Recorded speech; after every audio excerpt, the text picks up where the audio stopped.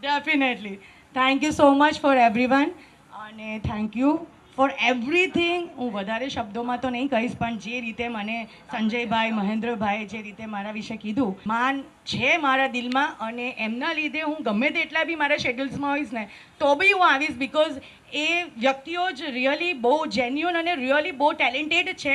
અને આ નાના પાયે ભલે કહે છે, પણ એ નાના પાયે નથી, એમનું ઘણું મોટું છે. એ પોતાને નાના પાયે વિસ્તાર કરે છે, પણ એમનું જે સપનું છે, જે 6000 જે વ્યક્તિઓના સમક્ષ ટેલેન્ટેડ બધા વ્યક્તિઓને જે એવોર્ડ, ડેફિનેટલી અમારી વિશિસ છે અને રિયલી સાર્થક થાય એના માટે એમને કોંગ્રેચ્યુલેટ અને વિશ છે કે, અને ફર્સ્ટ ઓફ ઓલ કે મને અહીંયા આમંત્રિત કરી એ બદલ થેન્ક યુ સો મચ.